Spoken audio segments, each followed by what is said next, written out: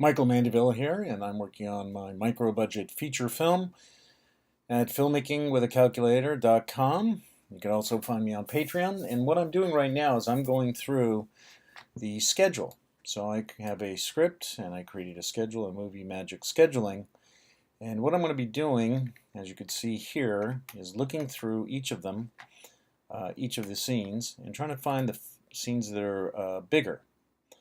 I'm not really concerned about eighth of a page when I'm going to do my shot compositions or my shot listing, but scenes like this, 7 3/8, 3 2/8, 1 6, etc. These are the ones, here's 3 7, etc. These are the bigger ones that I'm really going to be looking at.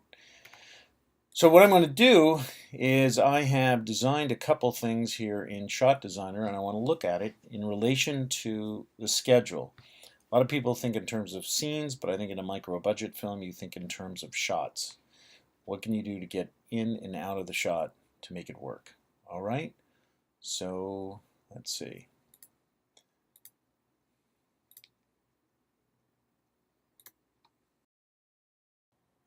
So what I do have over here is Shot Designer, and the idea is that I'm going to take one of my examples here, 7 2/8 pages, and look at this. So as I'm shooting, I'm able to use Shot Designer in relation to my schedule and really kind of, as it were, tackle the biggest battles and keep everybody informed.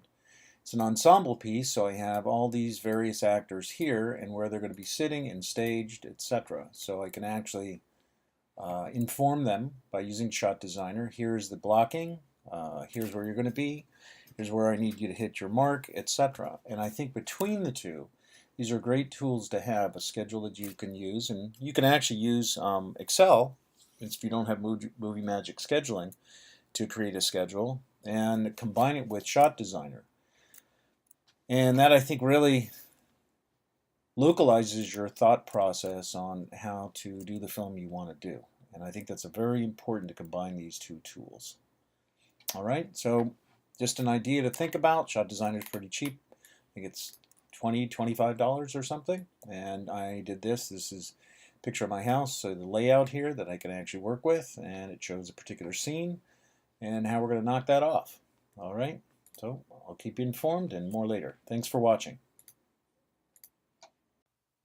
One part about Shot Designer that I do like is if we look at the screen here, here's my script on the left side, and here is obviously the shot listing on the right where I have the overhead for the camera. But what I'm able to do is actually go into the long description box and actually type in some part of it that breaks it down further, kind of a sub-action for the overall scene. I think if you're doing a micro-budget film, you want to be thinking of shots, not just scenes. So in this case, I have actions I want to make sure I get. So in this case, Ginger is shakes the box, and Fred crosses over with briefcase, and then Fred sits and hides the briefcase. So when I have this, I can get the beats within the particular move and make sure that when I'm thinking about it, I can record it. And just hit click here, and it saves it in this nice little long description box. So when I'm going to pan over when Fred returns here in this particular scene, I make sure I can communicate to my associate who's going to run camera what I really want to get. So that's a useful part about Shot Designer and the script that I like a lot, and I think it's going to save lots of time and effort.